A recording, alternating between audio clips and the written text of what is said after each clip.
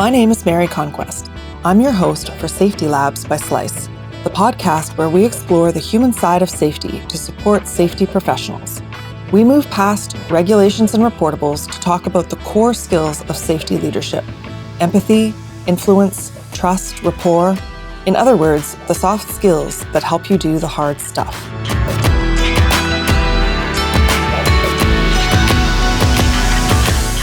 Hi there.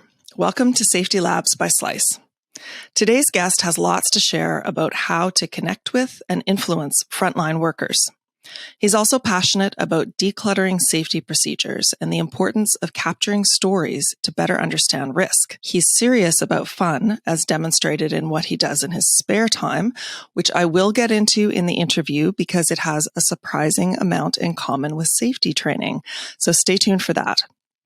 Stephen Harvey is an operations-focused health and safety professional who takes a pragmatic approach to risk. He has extensive experience embedding contemporary safety practices and driving organizational safety culture through the capture of work insights and supplementary learning processes, closing the gap between work as imagined and work as done. Stephen has been in the OHS profession for 15 years and is currently a senior health and safety partner with Origin Energy. His work was featured in the 2017 documentary Doing Safety Differently. Stephen strongly values a collaborative approach to enhance both the employee experience and operational objectives. And he believes in having some fun along the way. Stephen joins us from Brisbane. Welcome. Thanks, Mary. That was what a fabulous introduction. I'm really excited about this. I actually sound interesting. I'm sure our listeners will agree by the end that you in fact are. So let's start with influencing frontline workers. So why is that an important skill for a safety professional? Mary, as far as I'm concerned, it really is such an important skill, and it's one of these things we've really got to harness and get better at. We have the power on that to sort of capture those sort of stories from the front line so that we can sort of influence change, right? So we are the conduit between the guys on the front and the people in the office. That's what I call myself, we're that conduit. So it's really important to be in there doing the work, understanding their pain points, understanding where the risks are. And then being able to share those stories back and to be able to build that trust, it's such an important thing too. So we want to, for me, one of the things that I do is I get right into the front line. I'll have lunch with the guys. I won't even talk about safety when I meet these people. I'll talk about their families. I'll talk about what interests them. I'll talk about sports activities and just really get in there and build those relationships.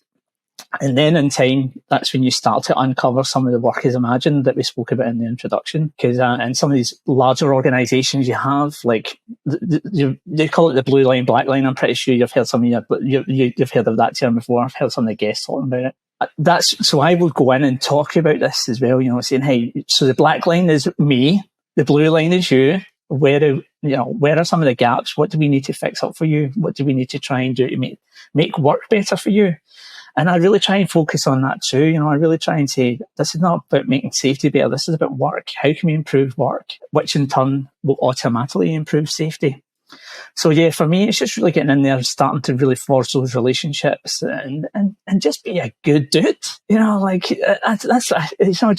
like, show that I don't think it's too hard for me to show that I'm authentic and that I actually genuinely care for people. And that's what really inspires me, right? That's what people and that's what kind of makes me successful. I'd like to think so.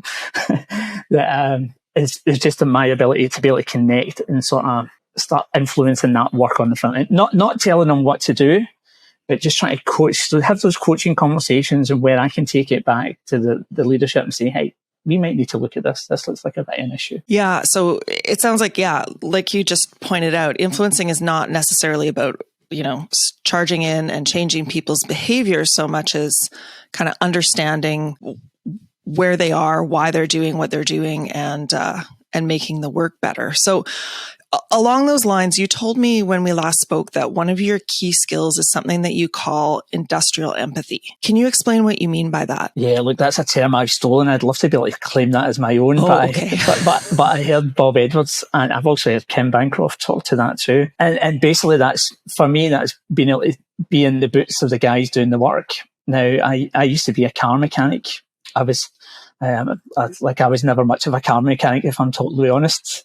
But I done it for a long time, and it got me to Australia, so I'm very grateful for that. What it does, though, is I know what it's like to do work in the field. I know the shortcuts that people take. I know some of the risky tasks that we do when we don't have the right tools or right equipment or the right systems supporting us. So I think that sort of gives me that sort of edge when things go wrong. So one of the questions that I ask myself when things go wrong is, I wonder why that made sense for them to do that. And I'll sort of say that in front of leaders as well, so that they don't go straight into that judgment. So for me, being an ex-mechanic, let's say, not very good. You won't want me fixing your car now, Mary, I'm telling you. But but it just gave me that edge to understand what really happens in the field. So that's important for your connection, I guess. Yeah, totally. And like when I start telling people, like I actually still say I'm a mechanic, mate. I'm a mechanic. That's what I tell people. I don't tell them I'm a safety pro or whatever. I still talk like I'm a mechanic, and it also just helps me with that influencing, And when where I work just now is a heavy transport, and we move quite a lot of things around on trucks, so I'm able to talk to the guys and say, hey, talk me through this, I'm a mechanic, I get it. I'm not an office lackey. So it's just able to, like I say, having that trade background, I think it really does help all safety people. And like most of the safety folk that I know have actually come from that experience. They've had some sort of they've been dropped into a safety role from somewhere. And but the best, this will probably be controversial. I know heaps of people say that on your podcast. This will probably be controversial, right? Stay tuned. This will be controversial. yeah, fire and brimstone. But I actually do think that some of the best are really the ones that have been in the field, and they sort of get it and they understand what it's like to work there. They are the ones that have that empathy with the frontline teams. So that's just that's what it definitely, being an ex-mechanic has helped me be in the shoes of the others. So then if you were to have like a mentee or something, someone, a younger or newer safety professional who maybe hadn't been in that situation, but had gone straight into safety, do you have any advice on how they might develop that kind of industrial empathy? Yeah, get out of the office, get the boots on, and get into work with the guys. You don't need to get your hands dirty. I quite often say to people, these hands are not getting dirty anymore. But I'll sit here beside you and I'll talk to you and ask you questions. I'll do the work. That's my sort of thing. I'll say, hey, I'm not doing the work. I've done my time. But yeah, I would definitely recommend people get the boots on, get in the field, and just start asking great questions about people's work and what they do. And honestly, that'll serve you well. So what makes a great question? You mentioned earlier that you said you'll have lunch with them and not even talk about safety. Yeah. Are there any kind of go-to, like when you just are first getting to know someone, or? Like I have a pretty unique advantage over most, to be honest, because I have an interesting voice, as I'm sure you can hear. So right away, that makes a great conversation starter. So when people will find me interesting because of my accent, right? Even though I put it on. I'm actually American. yeah. So that's the way that I'll just start going in and I'll just say, hey, tell me about your work. What do you do here? What's interesting? What pisses you off about this place? And then just sort of talk to them about the footy teams, and I have to give a big mention to Glasgow Celtic. That's my team that I follow in Scotland. So that's those guys. And that's what we talk about football. And then when I started building those, when I've started being a bit softer around me, and I've actually got a pretty good ability doing that quite fast. And then I can start approaching and sort of saying, hey, talk to me about the work. What does safety do that really annoys you? What are some of these activities that you do in the name of safety that you just don't understand, that don't make sense? And I tell you what, be prepared for some of the answers, because some of them can be quite confronting. And normally it's based right at us. We're the guys that have created this work. But also that gives us the power to take it away if we have done it. So yeah, that would again, I just like to make those relationships, because it means I can have difficult conversations with people as well. Once I've built that relationship, if something's not going quite to plan, I can say, hey, let's chat, let's talk about this. How can we make this better? I think just by showing up and asking questions, you're showing them that you're not, hello, I'm from safety and I've come to dictate some new procedure that makes no sense. You've presented yourself as a person, and then it might, well, you don't want them to hold back. They see you as a person, or they see safety, the safety department, as human. Yeah, absolutely. Well. And I think safety's got a real branding issue. I really do. It's something that, like, I'm pretty fortunate. Like I say, I'm able to connect pretty quickly, but I've been dropped into other places where safety's an irrelevance. I can think, I was in a meeting once, and I met quite a senior leader of an organisation, and it was when I started a new company, and the lady said to me, "Oh yeah, the safety's where you're where we drop people that we just don't know what to do with anymore. We put them in the safety department." And I laughed, and I kind of reflected on it, and I thought, yeah, that's probably true. Actually, like I was one of those guys.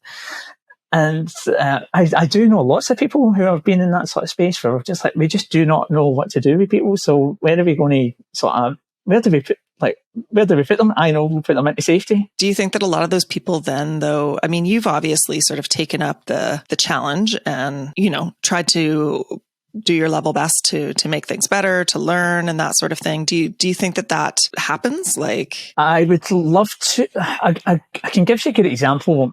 I used to have a team that reported into me, and there was a lad who'd been at the organisation for 30 odd years, and he wasn't living his safety values. He was, I think he was seen as someone who was just told to go in and be a safety cop. Now, I started talking to this gentleman about, like the hot principles and talk to people about work and being interested in work and learning and trying to get them to reflect on what went well and what didn't go quite so well in their normal days. And this guy was transformed. It was quite profound, actually, when he started saying, like, he wasn't a reader. Like, I'm a massive reader. I consume books, honestly, and I love podcasts. I do it all. But this guy, he wasn't. So I had to just go, like, drip feed him some of the hot principles or some of the safety differently concepts. And then I would say, when you go and meet the teams, just ask them this question. And you could see the difference when he was coming back. And I remember going to do a site visit with him, and I started talking, Mary, and the guy, one of the leaders actually said to me, "Oh, you talk the way that Bruno talks." And Bruno talks about learning and improving work and all that sort of thing. And it was really, I was like, oh yeah, that day I was like, yes, it's working. And I said, yeah, it's really brilliant. He talks this, and it's really good that he talks about, the way that work should be done. And that was such a great moment. That was just, again, that was just influence, just saying, just ask one better question rather than going in and just saying, hey, that's not right, like safety would normally do. That doesn't look right, but I don't know what you're doing, but it doesn't look right. Stop the job. Just go in asking these curious questions. And that was a great moment, that one. So that's talking about the frontline. What about influencing leadership? Do you kind of take the same approach, or are there different things that you do? In my current role, it's a bit harder to get exposure to the leadership because it's such a diverse, like, dispersed organisation. The leadership's all over the place, and there's a few levels. My sort of approach now is, if I can influence the people on my level and the people below me, hopefully that'll create this sort of wave of sort of excellence, right? Safety excellence, and then that'll make the leaders above them a bit curious about, hey, what's happening, or they might start hearing. But I know from a previous organisation, the philosophy that we were using, we had a couple of new leaders who probably weren't comfortable with what we were doing. And it's simply because they just didn't know, right? They just didn't understand. So I would go in the fields with these guys and just sort of say, hey, how do you get your knowledge? Is it through books? Is it through podcasts? Is it through research papers? Tell me what you get. And they would go, oh, I love reading, or I love podcasts. And I would say, oh, well, here's a podcast for you. Have a listen to this and tell me what you think. Or here's a book. Have a read of this and tell me what you think. And slowly but surely they were starting to turn around, particularly around the high reliability series. People kind of like that, like particularly engineers. They go, oh yeah, I kind of like the bit of that. So, so that's how I would do it. So it's basically just trying to get in the ear of these guys and just sort of saying, hey, what do you read? What do you listen? What what influences you? And then just try and find something that will resonate with them. I can think of a podcast. I know we'll probably talk about this stuff at the end, but there's a podcast called Rethinking Safety, and that's a great podcast to share with people. Particularly senior executives, because it's really well done and it's great storytelling. So that's something to share. But right now, like I say, and I would say this to anyone, you'll get this all the time. People say, oh, the leaders at the top, they don't listen to me. This is pointless. It's not working. But don't underestimate the changes that you can make by just influencing the people beside you and the people down below you. And if that's where you have to focus, that's where you need to go, right? And you really will make change, just by changing the conversations. Yeah. Yeah, that's sort of where I'm with that one. Yeah, that's good. It's kind of a variation on, meet people where they are, speak their own language and that sort of thing. And also, your work will speak for itself if you they'll hopefully notice. Yeah, look, I'm definitely a big believer in listening to the language that people are using. That you'll get an indicator very, very quickly about the culture of an organisation just by the way that people talk. If you start to hear blame and punishment sort of language, and or else, and right away I will go in and sort of change that and challenge it. I will start talking about learning. I'll start talking about improving, innovation. And why did that make sense for them to do that rather than, and that's uncomfortable as well, maybe, like I've been challenged a number of times with people going, nah, he's just an idiot. He's just so but you just have to be dogged. You just have to be true to your values and just keep going for it. It will be challenging, but it will be worth it in the end, trust me. So one thing, speaking of listening to people, you emphasize the importance of collecting stories as in addition to quantitative data. Like when you're looking at risk and trying to understand it, you've said that the numbers are great, but they're not the whole picture. And you really need this kind of story or testimony or anecdote. So why do you think that that's an important dimension that adds understanding? There's a great quote from a guy called Greg Smith excuse me. He says, like, safety is a narrative, not a number. And it's something that's really stuck with me because I was at a site, a site yesterday, and they had all this zero plastered all over the place. And then to walk through that, you'd be like, oh, geez, that's quite, this is, I don't quite, if I could tell the story of this work, it would be a lot different to that number on the front door, if that makes sense. Just from walking around and listening to people, you think, well, that number doesn't make any sense. But I think we get these recordables and LTI rates, and they just sort of, we're always looking to trend them down, like we need them close to zero as possible. And it's not capturing the true stories of what's happening. You could change a light bulb in your office on a sort of wheelie chair, right? And the wires could be hanging down, right? Oh, I've never done that. Yeah, neither I would never do anything like that. Even when I was a mechanic, I would never do anything dodgy. But what I mean is, we could do work that's not quite as safe every single day, but never have an accident. So that's going to show in their trending rates, right? That's going to show in these LTI rates or like the TRIFR rates, because people go, everything must be great because nothing's happening. But when you start digging deeper into the stories of the work, when people start going, hey, like I use a chair with wheels to work at heights. You go, what? I don't have a harness when I climb up on top of this excavator, or there's no barriers around this excavator and I have to climb up it every single day.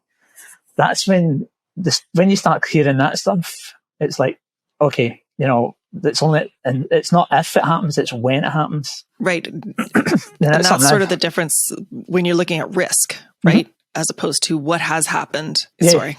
yeah, totally. And like, just when I was talking about if and when, that's something I really encourage people to do as well. Don't talk about if this happens, because then that gives someone an escape route. They'll probably go, that doesn't happen. But when you change the question to so when this happens, how do we control that? How do we respond to this? And it really offers some brilliant insights around how they would react and respond.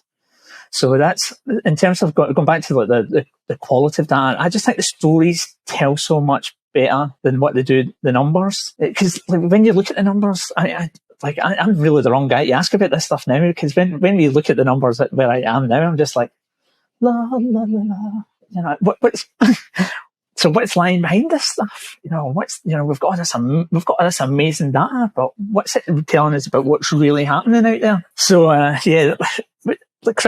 we talk about critical control work, work insights and verifications and all that sort of stuff. This is when you can capture the anecdotal stories and watch how people interact with these crucial systems. That's really, a number's not going to tell you how that work is done. unless something goes wrong. Yeah.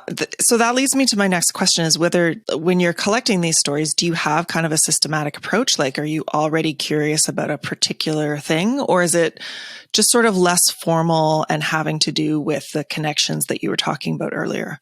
Look, it really depends. I've quite a few times I've just basically asked a couple of questions, and then it's led me on this sort of path of discovery. I can think of one a number of years ago. I was in the field, and the guys were working this big excavation, and I was like, wow, it's pretty massive. How's that controlled? And then they just said to them, oh, but Steve, you should be more concerned about this one. We have to climb up on the top of the truck. And I was like, what? Yeah, we have to climb up on top of the truck to do this work. And I'm like, oh, wow, that's interesting.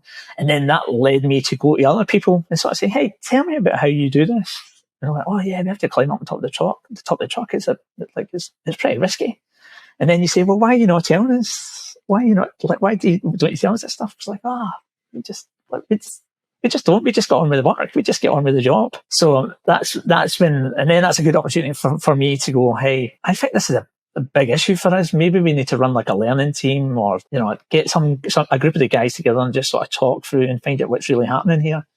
And that's when you find out, hey, it went from me just being on site looking at a big excavation to being this, hey, we've got this working at heights issue. So that was that's really how it happens. It's just about being curious and asking some just better questions, and also being sort of trustworthy enough that people will talk to you and tell you this stuff's happening. Yeah, for sure. One of the things that I think you do that maybe helps build that trust is you call yourself a safety performance professional, and you're talking about how that you're unpacking the bureaucracy that slows people down. And I'm pretty sure that bureaucracy is fairly universally hated by anyone who has to just get on with the work and get the job done. So tell me a little bit about that. Yeah, like the decluttering stuff. This is the hardest thing that we can ever do in safety, because as soon as we start having the conversations about what we can get rid of, you start to see a few nervous twitches, and then people just go, but we need it, we need it. This is, the regulator's going to ask for this stuff. And then you ask the question again, say, hey, do you know this? How do you know the regulator's going to ask for this? And they might, but do we really need it? Let's research it, let's try and understand what we really need. But yeah, decluttering, it's something I've been involved with before at a couple of organisations. I'm trying to embark on it at my current one, but it's, like I say, it's very, very challenging. I know from experience that when we take documents away, people will create new documents outside of the system because they need that. It's like a safety comfort blanket. It's almost like, oh no, we just need to do this. We just need to sort of we're taking this away, but it just doesn't feel right, and we're like, no, it's fine, we've coached you, we've trained you how to do this stuff better, but it's just something that's really, really hard to do. So it's have a crack at it, and definitely sort of have a look at some of these documents that you might no longer be fit for purpose. But my sort of approach to that now, Mary, is if we've got like a checklist that's maybe like 30, 40 lines long, we can sort of maybe say, how can we reduce this? How can we make it to what the stuff that really, really matters in this? What are some of the things in here that we can take away? But it just makes people nervous. Honestly, it's my experience of it. Yeah, and I mean, it's a balancing act, I'm sure. It's not like you're taking away every safety thing, absolutely. But you mentioned to me that you've encountered or heard tell of an actual checklist for how to sit in the passenger seat of a vehicle. Yeah. Is that right? Yeah, and there's other stuff as well about, I've seen like garbage bins sort of checklists. We just create stuff, and checklists for inspecting fridges, and inspecting offices and all that thing. I read a book about maybe 2 years ago called The Checklist Manifesto. And the person that Atul Gawande, he was like a surgeon, and he created the pre-surgery checklist. Now, he always talks about you have between, I think it's 5 and 9 checkpoints on a checklist. So I've always tried to do that now, how can we narrow this down so that it allows it's like a freedom within a frame. What are the things, what's the safety nets that we need to have in this that still allows you to think and look around and make decisions about how work is done. But yeah, it's easy, a lot easier said than done. But the beauty of some of these documents, is if we own them as a safety team, we can just turn them off, right? And just do that experiment and just sort of let's not make this accessible. Let's have a look and see if anyone uses this. And you'll probably find that none of them do. You've got those ubiquitous sort of pre-start risk assessment tools and pre-start vehicle checklists. Like I personally think they are absolutely a waste of time. But how can we repurpose them and make them really matter? And that's some of the things that I'm sort of working at just now. Like how can we make you walk around the vehicle and really inspect the things that matter rather than sitting in an office just going tick, tick, tick, tick. That's me done. Jump in the truck. So who gets more nervous, or maybe everyone equally, but who gets more nervous when you try to declutter or sort of pare down procedures? Is it the people who are doing the procedures because they don't feel confident that without the checklist that they'll either do it right? Or is it people who are more in leadership who are thinking, if you don't do that, we're not covered legally or whatever? Like, what are the fears behind that? Yeah, look, I've experienced frontline staff as well being a bit nervous at removing documents. We in a previous organisation, we looked at removing the pre-start tick list and made it become like a guided conversation. And I remember one guy in particular was like, Steve, I'm not comfortable with this at all. Like, what if something goes wrong? You guys, that'll be the first thing that you guys ask for. And I was like, but you're not really doing it just now. So what's the difference? It's like, and I suppose what you were saying was, well, if something goes wrong, I will fill that form in before you come to site. Essentially, so it's like it's there after the fact to be able to sign something. But generally, it's mostly frontline leaders actually that get a wee bit more nervous about it. I've recently tried to embark on a similar sort of project, removing the frontline, or even just repurposing it and making it not completely removing it, but just doing something different with it. And those leaders are like, well, where do we stand legally with this? And it doesn't matter how many times I show them and say, look, because I've got a mate who's a fireman, and I sort of tell his story. And I says, like, he doesn't fill in a take 5 when he's just about to run into a burning building. He's just well trained and he's risk competent. And I think that's probably what we need to try and do. It's almost like it's the last line for organisations to control their workers. This take 5, it's like, oh, here we go before they execute the work. Or here's this last wee bit to try and make them think differently. So but what we need to do is just create like risk competent workers talking about the stuff that's happening out there, talking about that every day. I love post-job reflections. I think there's so much value in those. You just getting the people to talk about their work every day, and and even they have become paperwork as well, right?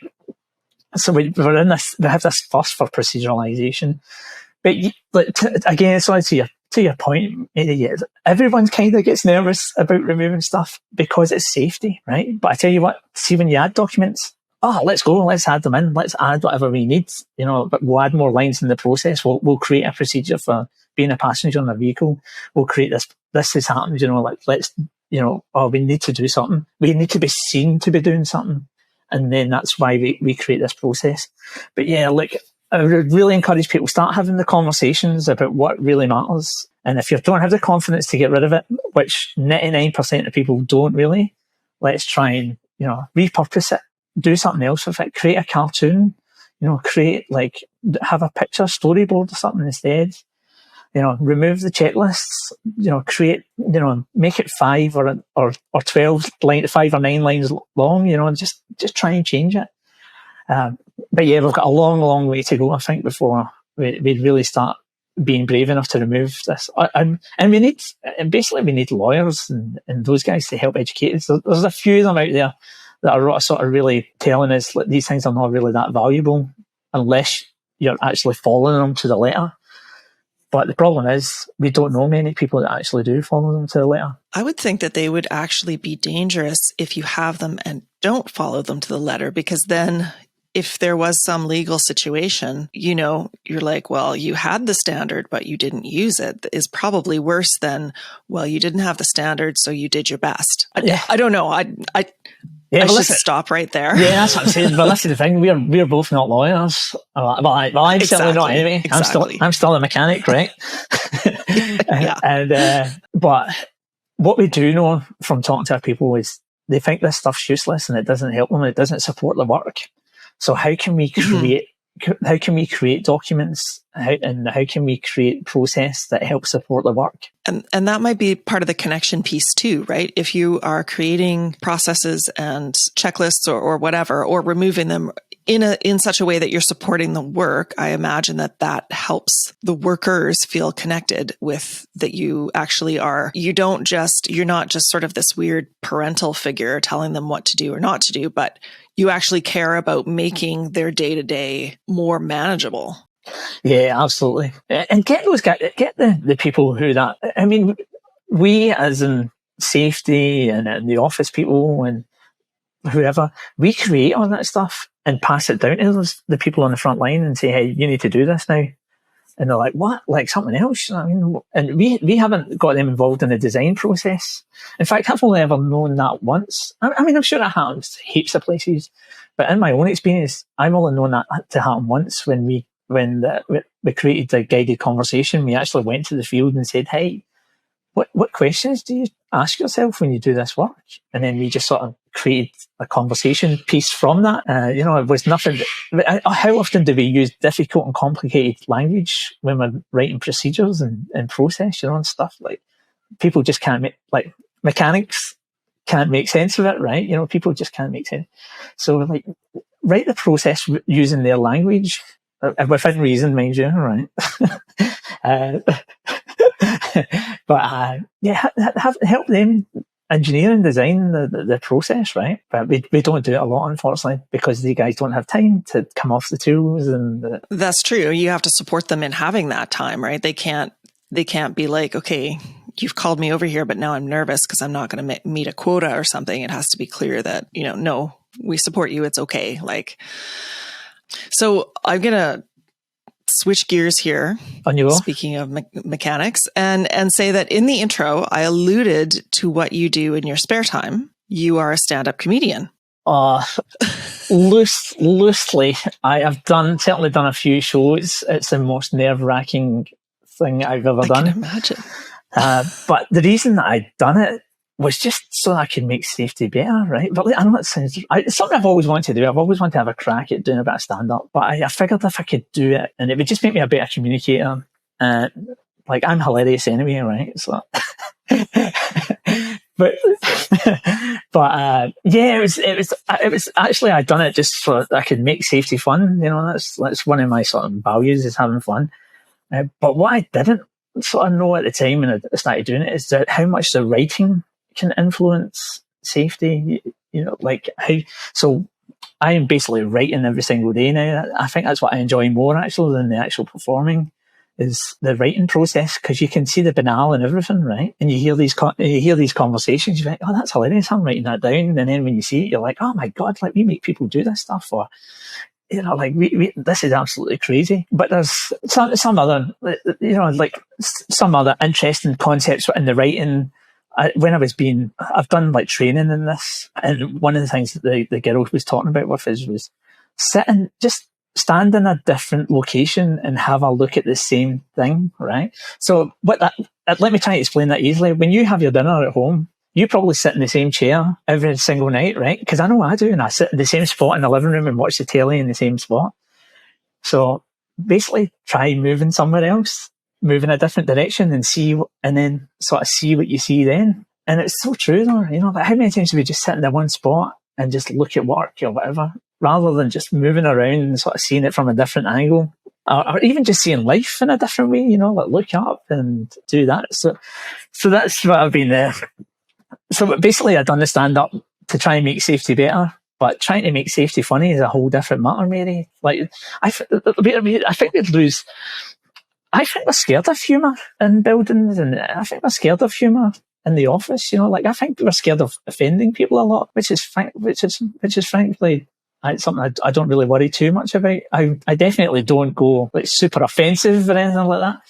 But I make fun of the company, and I'll make fun of me, and I'll make fun of safety in general, and that sort of stuff.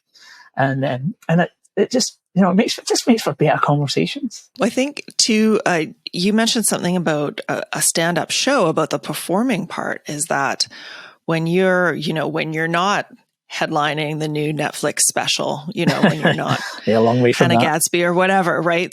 You get how much time on the stage? Not very much. No, like you get 5 to 7 minutes, and I tell you what, if you go if you go 6:59, you're getting the hook to pull you off. So you only basically get 5 minutes, and particularly when you're away down the line like I am. I'm normally the first one on when everybody's still sober, which helps me a lot. Yeah, you get basically 5 minutes, and that. So what that also allows you to do, and this is where the writing comes in, it allows you to formulate lots of information, but you cut out unnecessary rubbish. So I have to tell a story, multiple stories. So normally I have about 5 to 7 different subjects that I'll sort of approach in those 5 minutes. Some will go for a couple of minutes, whatever, but you have to get rid of quite a lot of the rubbish. Like words that don't make any sense, or you have to play on words, like lefty loosey, loosey goosey, like those. You have to have those and they're always quite memorable as well, right? So if we can if we're ever writing stuff like this, I mean, not so much writing and process and procedures, but when we sort of deliver training, we can talk about these things, lefty loosey, righty tighty, blah blah blah, just making those things, the play on words, memorable. So yeah, when you're writing your scripts, you just have to make sure that you get the right, well, obviously the funny information and the sort of in your script, and just remove any of the sort of clutter. So I've tried to do that. So how I bring that into safety is I try and keep all my sort of safety communications to one page. So I'll have a look at, say for instance, I have to write the minutes for a HSE meeting or something. I'll keep it to one page, and I'll try and just put all the punchy points in and try and just keep it so that it makes sense. Sort of struggling a wee bit with that because people who aren't in the meeting, they go, oh, like this doesn't make sense. This is not, that people who are not in the meeting won't really understand that. So I'm still a work in progress. But I sort of call it the Twitter philosophy, like how can I get, how you used to have 140 characters in Twitter. So it's like, how can I get maximum information into that 140 characters? Well, and that's true for safety training. I mean, I don't personally know the stats, but I know that, people's attention span is very short. Especially I imagine at a safety training, like most of us don't wake up in the morning and go, God, I hope that I get a safety training today. So I think that just getting in there, being punchy and telling it maybe in story form or whatever, and giving them a laugh is probably pretty helpful. Yeah, definitely. And when I deliver in this training, I get the guys to do the talking, so we'll have a subject. Yeah. People have been saying to me, like, you talk too much when you do your toolbox talks. And I didn't talk at all. I just started the conversation and facilitated the conversation. I've had that. I used to work for a labour hire company. And when I would do my toolbox talks, people would come in and say, hey, like, that took too long. Normally our toolbox take about 15, 20 minutes. Normally these toolbox talks take about 15, 20 minutes, but yours are taking longer. And I was like, yeah, that's because I'm asking. I'm not just going through the motions and telling them and going through I'm actually interacting with them and letting them tell me what you need to do. So yeah, even in safety training, if we've got a subject we need to talk about, I try and make it a safe space as possible. I'll even crack a joke about, right, my dignity, everyone's dignity has now left the building and shut the door. Boom, you're mine now. We're going to have a good chat about this. And I will make sure that everyone's involved. I will actually, and not pick on people, but I'll say, hey, Dave, what do you think about this? Or Steve, what do you think of this? And then once they start talking and they're feeling safer, you can't shut them up. But it works for me. I don't know if it works for everyone else, but it certainly works for me. And again, I think my voice and the way that I bring humour into safety works well for me. So some of your safety values that you've talked about include fun, connection, and experiences. To me, it sounds like you could easily just be describing stand-up, like just as easily as describing safety. Does that ring true for you? Well, they're my own personal values as well, right? So I definitely bring them in my work environment. I definitely know if you're not working to those values, then you're going to be pretty miserable. So that's why I try and bring fun and joy into everything I sort of really touch. Like I will, even if we're having quite a serious meeting, I'll probably throw in some comical line just to try and break up the bloody beigeness. Like the companies are really beige and boring, right? And I don't think that sort of, I'm not quite sure where it comes from, because I'm pretty sure the leaders at the top don't want their organisations to be beige and boring, so where does it manifest from, and why do we always think that we need to be serious all the time and be professional? It's like, why do we have to do it? So like, that's why I always try and crack a funny and have a bit of a laugh and anything that I do, particularly when it comes to safety, because it's such a bloody banal topic. Yeah. Well, I think I'm sure it's appreciated. Like, I think most of us, it takes effort to be quote unquote professional, whatever that totally means. And if you can tell jokes and relax a little bit, then you can be a little more authentic. Yeah, look, and to being authentic, I think if I am me, if I do go and take the mickey out of people, I really know that I've connected with folk when they start taking the mickey out of me. Like I when I walk into a toolbox, sort of go, oh, here he is, like, oh, look at this guy. That's when I know I'm starting to make a difference. And I'll start to hear stuff, and that's when I'll start to, be able to capture some of those insights from the field around what's really happening. And then, just spend the time with people. I wanted to ask too, you also use social media and memes and that kind of thing in your work. What social media platforms do you use, and like, how do you use them? What do you use them for? Yeah, like basically I only use Instagram right now, but okay. But I do have a TikTok page, but I'm just not brave enough to put myself out there just quite yet. I am working on it. But like, for 100 years, Mary, we've basically gave people a bit of paper to say, here you go, here's a safety alert, right? We're trying to shift 100 years of thinking, essentially, right? And you know what it's like. People will get these safety alerts and go, all right, cool, whatever, where's the sign? Yeah, I've read it. But they haven't really, right? So I have my own little safety boy sort of Instagram page where I just capture some of those sort of, when people post those sort of crazy videos online or stuff. Like, I've heard people saying they call it like safety porn, but I actually use it in a sort of different way. I know people don't like the judgmental comments that come after this stuff. But what I found in the past, and I've not been able to do it as much in my current role, but in the past, when I was sitting in toolbox talks, people would get these safety alerts and go, all right, cool. Can you tell me what's happening on Safety Boy? And we'd go through some of my sort of stories, and we'd go through some of the videos, and we'd just have a talk about it, like particularly like trenches and sort of people working around it, like excavations, or people working at heights, or maybe some of these falls that were happening around, and we could like have a nice, sensible conversation. And if I did hear judgment, I could call it out, because obviously I'm driving the conversation. So if people go, oh, he was an idiot, well, I go, no, hang a minute. How could that happen with us? Can it happen with us? And then they would probably go, well, no, it can't, because we use this, or we've got these controls in place. That would never happen here. So it just changes the conversation. And when you actually see something rather than read it, like, it's something that really annoys me too. Like, people don't read documents, they scan them, right?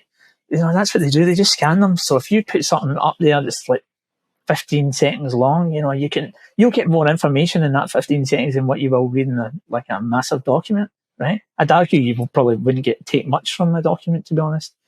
But at least then you can see it and you can have these conversations. But I also use my sort of Instagram feed for, like I was saying earlier, I read a lot. So I sort of use, it takes me ages, maybe it probably takes me longer to sort of read a book because I do this, but I will type in stuff that means a lot to me, or I'll take a picture of, or a screen dump or something like that if I'm using my Kindle stuff. And then I'll put it in my Instagram stories. And I mostly do that for me, but I know that other people do read them though, because they tell me. And so anything that's interesting, I will post in my Instagram stories. And I've used the quotes from books to post on like social media and internally and the organisation. Say, hey, what about this quote? What do you think of that? Like, there was one I can think of. Complacency is this from Todd Conklin. Complacency is a byproduct of a stable system. That generates brilliant conversations. Like, well, what do you mean? And it's just we're just able to talk stuff through. So, look, I'm a big fan of social media. And there was a wee bit of research that came out. I think it was either this year or the end of last year, talking about how we don't use social media enough to sort of generate safety interactions or use it as it's, because we're still stuck to this bloody bit of paper that's like Henry Ford was using, right? Because it is, honestly, right? That's what we're trying to shift. Like, I know me and a few others, and you've had most of them on your podcast. We're trying to shift the way that we think about work. And it's going to be a slow process, right? Because we've done the same work for 100 years. And now you get these young upstarts coming through trying to change the way that we look at work. And, and using social media is just part of that. And I do follow quite a lot of people who post interesting stories and interesting, it's mostly like play acting. There's one guy in particular I can think on TikTok who just sort of takes the mickey out of the workplace in general. But again, it's just a conversation starter. Yeah. It's just like you put it on the screen and you go, hey, what do you mean? Does that happen here? Yeah, we've got people in the office that do that. Yeah. Or you're laughing a little too hard. I think you know exactly what they're talking about. Yeah. So I'm a big fan of social media. If I could get brave enough to show my face and maybe tell some stories on these reels, then I might. But normally I just normally take photos of the banality and craziness of safety, and share them online. Some of these signage that you see around the place, like hot water is hot, or this knife is sharp, or there's one photo in particular on Safety Boy that inspired the page, actually. It was a stapler, and it said, aim away from face. And, right? And this stuff, but also when you see these on work sites, you actually get a feeling for what they really think about safety. If I go into a kitchen and I see all this knives are sharp or toaster is hot or there's warning labels on hot water and stuff, that to me is a red flag. And right away I will want to know how they manage high risk work, or more likely how they don't manage high risk work, because they're so busy focusing on the stuff that doesn't matter. Whereas you should be flipping that, is focusing on the stuff that really does matter. Well, I think it shows a lack of trust too, right? Like, I mean, you got to trust that your employees know that knives are sharp, I hope. Yeah, I always think... Kitchen knives. Yeah, I know, right? You see quite a lot of things about prohibited items. And I was in an organisation a number of years ago, and they asked me to deliver a toolbox talk on knives. So I was like, no, I'm not doing it. And like, Steve, it's come from corporate. You need to do it. And I was like, I'm not doing it. If we can trust people to drive 30-ton garbage trucks around schools and heavy traffic and flip these things over their head, and if we can trust people to do that, we can trust grown men and women to use a knife. And that was the last I ever heard of that conversation. But it was just when you start to say, compare it to other things, so we can trust people to run these major facilities, but we can't trust them to use a knife. Are we really going to end up with a fatality case if somebody cuts themselves? We don't want people to hurt themselves. We definitely don't want people to have traumatic cuts from using a knife. But it's like I was talking about earlier, Mary. We need to create risk competency. We need to talk about that. Hey, if you see somebody using a knife wrong, let's have a chat about a nice way to do it, or use your products, right? and do you know what I mean? It's like we have to make sure we have to. I know it sounds crazy, but maybe we do have to teach people how to use this stuff. But if we ban them, what are they going to use instead? So that's always a conversation. If you ban it, we need to work harder and find out what they're using instead, because they obviously need these tools to get this job done. So if we're going to remove a chisel, these guys are going to use a screwdriver. So be mindful of this. So, but yeah, at the end of the day, as you said, it comes down to trust. So we're getting close to time, but I have some questions that I like to ask at the end, and I think because you've heard the podcast before, you know what they are. But here we go. At the University of Stephen, the Safety University of Stephen, where would you focus soft skill training for tomorrow's safety professionals? Well, at the University of Steve, right, there would be stand-up comedy, there would be live bands, and there'd be copious amounts of alcohol, right? Yeah. But when you graduate from the University of Steve and I come back and talk to you, I would be talking, like, listening. And I think that's something you need to learn. I really do, it's and being curious. I actually learned to listen when I went to Toastmasters. So you might have heard of Toastmasters. I have, yeah. Yeah. So I went to a Toastmasters course in Brisbane, and just for our readers, that's you learn public speaking, right? That's sort of the main. Yeah, you just learn how to communicate better. Because when I came to Australia, I was always worried about my accent, right? And like, if people would understand me. And it turns out it's fine, but I hope it's fine. We'll soon find out if you get people going, what the hell did he say? But they taught me how to listen, and it was quite amazing, actually. So when you're having these conversations with people, you can actually, they have this and counter.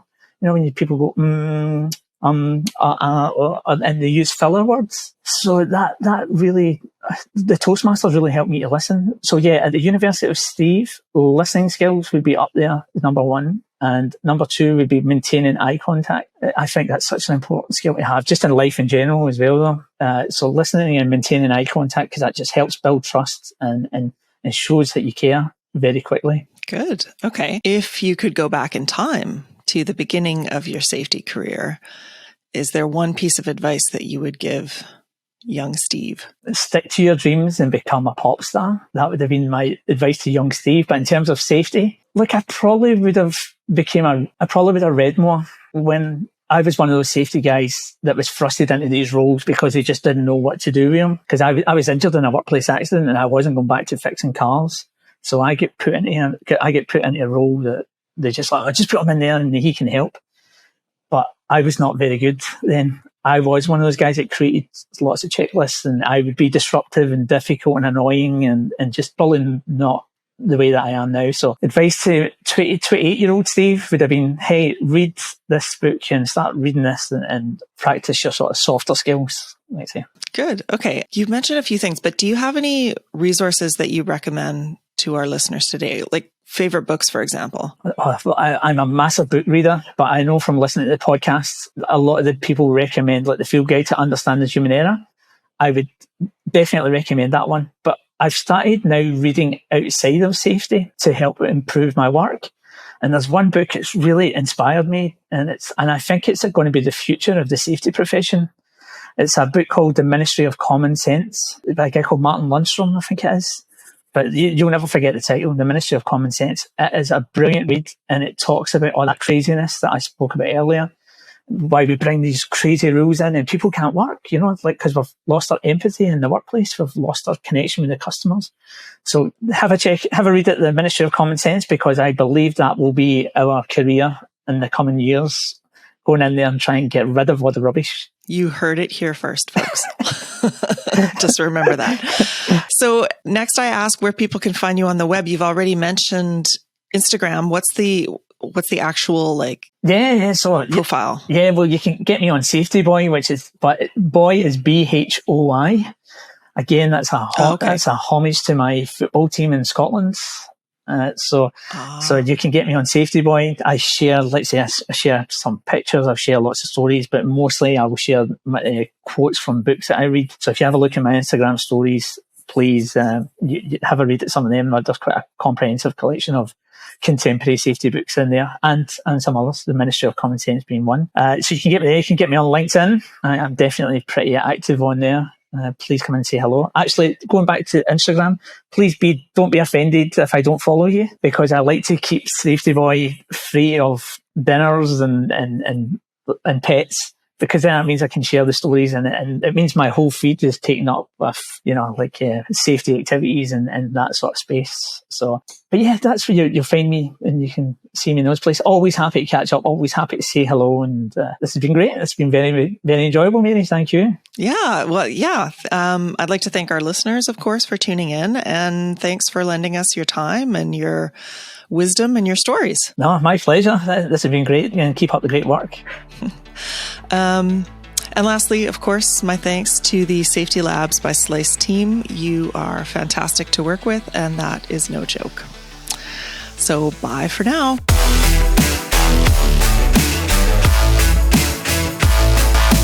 Safety Labs is created by Slice, the only safety knife on the market with a finger-friendly blade. Find us at sliceproducts.com. Until next time, stay safe.